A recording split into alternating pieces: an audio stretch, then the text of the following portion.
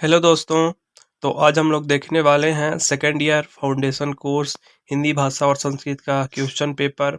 और अगर आप मध्य प्रदेश में किसी भी विश्वविद्यालय में पढ़ रहे हैं और आप कोई भी कोर्स कर रहे हैं, बीए, बीएससी, बीकॉम, तो ये क्वेश्चन पेपर आपके लिए इम्पोर्टेंट होने वाला है क्योंकि सभी का सिलेबस समान होता है। तो आइए देखते हैं कि किस प्रकार से क्वेश्चन पूछे गए हैं इस क्वेश्चन पेपर में और उनका आंसर क्या होने वाला है। ये क्वेश्चन पेपर 2025 का है। तो जैसा कि आप देख पा रहे हैं यहाँ पे लिखा हुआ है आधार पाठ्यक्रम हिंदी भाषा प्रश्न प्रथम प्रश्न पत्र भाषा और संस्कृत। इसके बाद हम अगली वीडियो में इंग्लिश के भी क्वेश्चन और आंसर को देखेंगे। तो अभी स्टार्ट करते हैं क्वेश्चन नंबर फर्स्ट से। तो इसमें पूछा गया है गीता का वक्ता कौन है, मतलब गीता का उपदेश किसने किया। भगवान श्री कृष्ण ने दिया था। इसका ऑप्शन नंबर द करेक्ट हो जाएगा।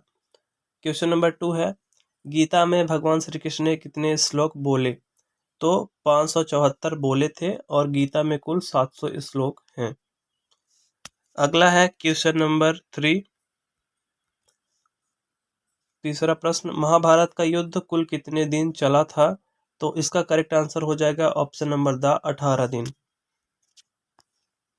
अगला है प्रश्न क्रमांक 4 और इसमें पूछा गया है गीता में कितने अध्याय हैं। तो गीता में 18 अध्याय हैं। प्रश्न क्रमांक 5 गीता किस महाग्रंथ का भाग है। तो इसका ऑप्शन अ करेक्ट हो जाएगा, महाभारत के शांति पर्व का। प्रश्न क्रमांक 6 जागो फिर एक बार कविता में कौन सा भाव निहित है। तो इसमें ऑप्शन नंबर अ करेक्ट होगा, राष्ट्रीय नवजागरण। अगला है हमारे सामने प्रश्न क्रमांक 7 जिसमें पूछा गया है सत श्री अकाल किस धर्म से संबंधित है। तो ये सिख धर्म से संबंधित है। ऑप्शन नंबर आ करेक्ट होगा हमारा, सिख। प्रश्न क्रमांक 8 है महाप्राण की उपाधि किस कवि के नाम के साथ जोड़ी जाती है। तो सूर्यकांत त्रिपाठी निराला। ऑप्शन नंबर आ करेक्ट होगा इसका। प्रश्न क्रमांक 9 है अगला प्रश्न हमारे सामने 1.25 लाख पर एक को चढ़ाऊंगा की घोषणा की थी। तो ये घोषणा की थी गुरु गोविंद सिंह ने, जो सिख धर्म के 10वें गुरु थे। और सिख धर्म की स्थापना गुरु नानक जी ने की थी, जो सिख धर्म के प्रथम गुरु थे। और खालसा पंथ की स्थापना भी गुरु गोविंद सिंह ने ही की थी। अगर आपको वीडियो पसंद आया होगा तो चैनल को सब्सक्राइब जरूर करना, क्योंकि ऐसी इंपॉर्टेंट वीडियो मैं लाता रहता हूँ। सभी ईयर आप first year, second year, third year, fourth year किसी में भी पढ़ रहे हो, एमए, एमएससी, सबके लिए मैं वीडियो लाता रहता हूँ। तो अगला प्रश्न है हमारे सामने प्रश्न क्रमांक 10 भारतीयों को किसका रूप माना गया है। तो इसमें करेक्ट आंसर होगा ऑप्शन बा, ब्रह्मा का। प्रश्न क्रमांक 11 दोपहर का भोजन कहानी के लेखक हैं। तो इसका जो करेक्ट आंसर होगा वो ऑप्शन आ होगा, अमरकांत जी। प्रश्न क्रमांक 12 है सिद्धेश्वरी के बेटे हैं। तो सिद्धेश्वरी के कितने बेटे हैं ये पूछा गया है इसमें। तो 3 बेटे थे सिद्धेश्वरी के। दोपहर का भोजन कहानी का मुख्य पात्र है। प्रश्न क्रमांक 13 आपके सामने है। तो इसका करेक्ट आंसर होगा सिद्धेश्वरी, यानी ऑप्शन नंबर द हमारा सही हो जाएगा।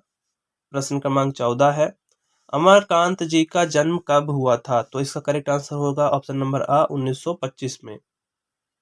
इंपॉर्टेंट क्वेश्चन है, जो लेखक के कवि के जन्म के बारे में पूछा जाता है उसको जरूर पढ़ लेना। सभी कवियों और लेखकों के जन्म कब हुआ था इसका और कहाँ हुआ था, क्योंकि क्वेश्चन इससे बनते हैं हर साल। प्रश्न क्रमांक 15 है अमरकांत जी को साहित्य अकादमी पुरस्कार कब मिला था। तो इसका करेक्ट आंसर 2007 होगा। अगला है हमारे सामने प्रश्न क्रमांक 16 महादेवी वर्मा किस युग की लेखिका थी। तो मुख्यतः छायावादी लेखिका थी पंत प्रसाद निराला वर्मा। इनको छायावाद के 4 स्तंभ के नाम से जाना जाता है, जिसमें महादेवी वर्मा भी हैं। और मुख्य रूप से बात करें तो शुक्लोत्तर युग इसका करेक्ट आंसर होगा। प्रश्न क्रमांक 17 है गिल्लू किसकी रचना है। तो ये महादेवी वर्मा की रचना है। ऑप्शन नंबर द करेक्ट हो जाएगा। अगला हमारे सामने प्रश्न है प्रश्न क्रमांक 18 गिल्लू कहानी किस जानवर की कहानी है। तो गिलहरी की ये कहानी है। प्रश्न क्रमांक 19 अगला प्रश्न गिल्लू का प्रिय भोजन है। तो क्या है, काजू, इस कहानी के अनुसार। अगला है प्रश्न क्रमांक 20, गिलहरियों का जीवन काल होता है 2 वर्ष। ऑप्शन नंबर बा करेक्ट होगा। अगला प्रश्न देखते हैं, प्रश्न क्रमांक 21 है हमारे सामने, नाखून क्यों बढ़ते हैं निबंध किसकी रचना है? तो ये आचार्य हजारी प्रसाद द्विवेदी जी की रचना है। प्रश्न क्रमांक 22 है, द्विवेदी जी से किसने पूछा था नाखून क्यों बढ़ते हैं? तो लड़की ने पूछा था। ऑप्शन नंबर बी करेक्ट होगा इसका। अगला है हमारे सामने प्रश्न क्रमांक 23, नाखून क्यों बढ़ते हैं गद्य की कौन सी विधा है? ललित निबंध या निबंध हम कह सकते हैं। Option number the. आइए अगला प्रश्न देखते हैं इस प्रश्न पत्र का। अगला प्रश्न है प्रश्न क्रमांक 24, नख किसका प्रतीक है? तो ये पशुता का प्रतीक है। ऑप्शन नंबर बा करेक्ट होगा इसका, नख यानी नाखून। अगला है प्रश्न क्रमांक 25, मनुष्य को नाखून की जरूरत कब थी? तो जंगली जीवन इसका करेक्ट आंसर ऑप्शन नंबर आ होगा। प्रश्न क्रमांक 26, असुरों के पास नहीं थे, क्या थे? लौह अस्त्र नहीं थे। अगला है प्रश्न क्रमांक 27, द्विवेदी जी ने निर्लज्ज अपराधी किसे कहा है? तो नाखून को कहा है। प्रश्न क्रमांक 28, छोटे नखों को पसंद करते थे, तो किस क्षेत्र के लोग पसंद करते थे? दक्षिणात्य। ऑप्शन नंबर आ इसका करेक्ट होगा।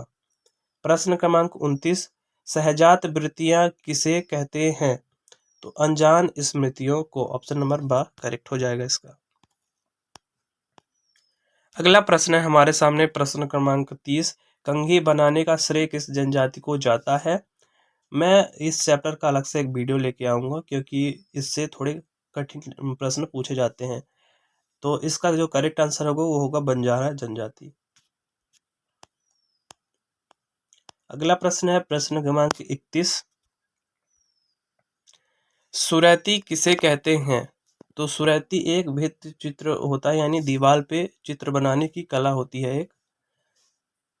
प्रश्न क्रमांक 32 है, हिंगोट युद्ध किस त्योहार के बाद खेला जाता है? तो दीपावली के अगले दिन ये खेला जाता है। प्रश्न क्रमांक 33, मध्य प्रदेश में कालिदास अकादमी कहाँ स्थित है? उज्जैन इसका करेक्ट आंसर ऑप्शन आ होगा। अगला हमारे पास प्रश्न है प्रश्न क्रमांक 34, सैरा नृत्य किस क्षेत्र में प्रचलित है? तो सैरा जो नृत्य है वो बुंदेलखंड में प्रचलित है। अगला है हमारे पास प्रश्न क्रमांक 35, महेश्वर किस नदी के किनारे स्थित है? तो नर्मदा इसका करेक्ट आंसर ऑप्शन बी हो जाएगा।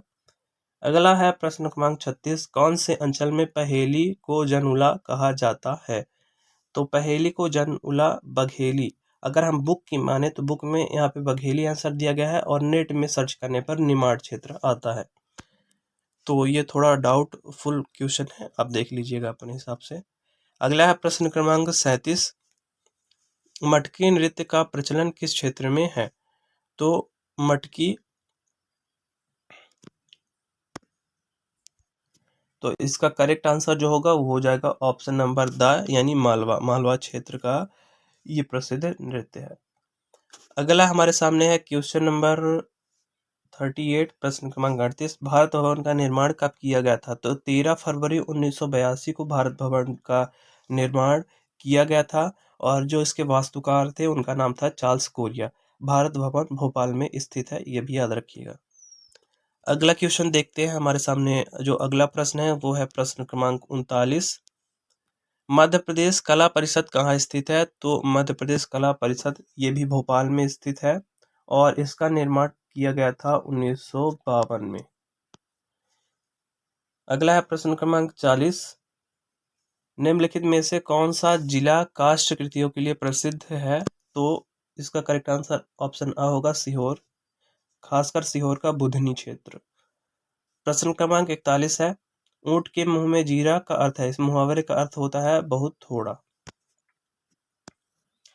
अगला प्रश्न देखते हैं।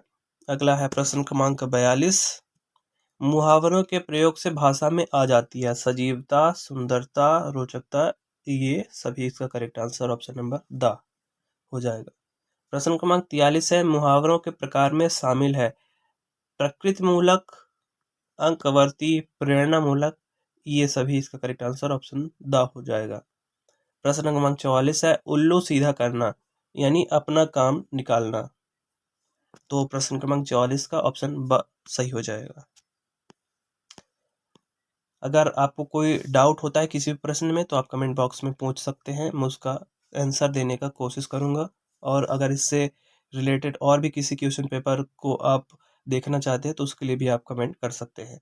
अगला प्रश्न क्रमांक 45 हमारे सामने समास के भेद हैं। तो समास के 6 भेद होते हैं। अगला है प्रश्न क्रमांक 46। किस समास में प्रथम पद संख्यावाची होता है? तो द्विगु समास में प्रथम पद संख्यावाची होता है। प्रश्न क्रमांक 47। विकारी शब्द होते हैं परिवर्तनशील, यानी जो शब्द लिंग, वचन तथा कारक के अनुसार बदलते हैं उन्हें विकारी शब्द कहते हैं। प्रश्न क्रमांक 48 है हमारे सामने। वर्णों के सार्थक समूह को कहते हैं शब्द। ऑप्शन बा करेक्ट हो जाएगा प्रश्न क्रमांक 48 का। अगला है हमारे सामने प्रश्न क्रमांक 49। रचना के आधार पर शब्दों के प्रकार है। तो 3 प्रकार होते हैं, रूढ़ शब्द, यौगिक शब्द, योग रूढ़ शब्द। प्रश्न क्रमांक 50 है। समास समान अर्थ देने वाले शब्द कहलाते हैं पर्यायवाची शब्द कहलाते हैं। तो इस प्रकार से क्वेश्चन पूछे गए थे इस क्वेश्चन पेपर में। आशा करता हूँ आपको वीडियो पसंद आया होगा। Thank you for watching the video. जय हिंद।